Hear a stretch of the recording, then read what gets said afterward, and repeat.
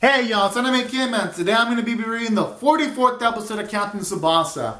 And while this episode didn't bring up the animation quality that we saw in the last episode, at the very least the first half did look great, and the second half, while the animation quality was kind of doo-doo at times, it at the very least did have good music placements and all that kind of jazz, and it helped build up the tension bar. So the episode did a good amount of stuff right. In regards to, from a character standpoint, it gave us more characterization for Matsuyama. I like how he admits his weaknesses in regards to him not being as talented as Hyuga or Tsubasa, but he'll make up for it with extra hard work. So that was some cool shit. It almost makes me want to root for Furano. If they weren't playing against Nankatsuki, I'd be rooting for Furano, but in this situation, Nankatsuki all the way. But I like that. It makes Matsuyama more likable. Or when Tsubasa was, after he did his overhead kick and he's about to land on his shoulder, it was cool how Matsuyama helped it so that Tsubasa wouldn't be hurt by the fall. And that was a cool sequence too. Showing off his nice sportsmanship and his kindness as an individual. It just makes Matsuyama even more likable than he already was. So I like that. Shows off that Matsuyama's a cool character, showing some concern. But I like how when Tsubasa makes the second goal and Tsubasa's like, oh yeah, we've got the lead, that pumps up Matsuyama to try even harder in the second half.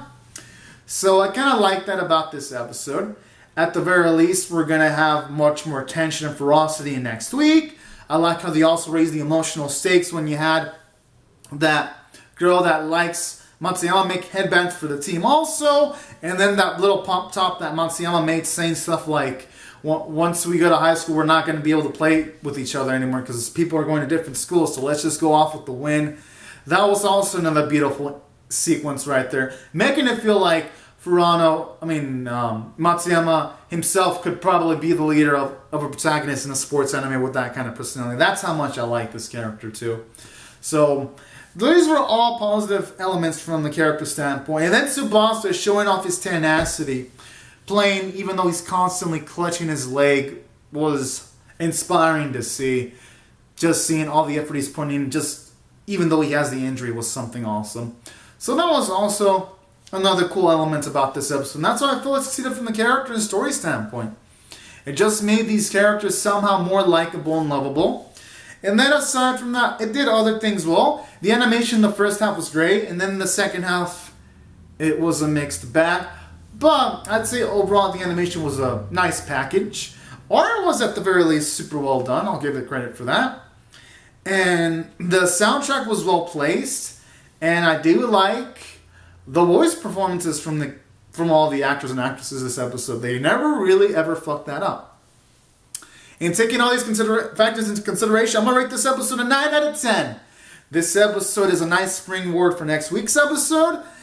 And can't wait to see David Productions blow my mind, because I have a feeling they're going to do it next week. And in all the right places. So anyways, guys and gals, these are my thoughts on the episode. Comment on your thoughts on the episode below in the comment section. Rate the video, subscribe. And I'll see you guys later. Subscribe for more. Alright, thank you so much for watching, everyone. Bye-bye.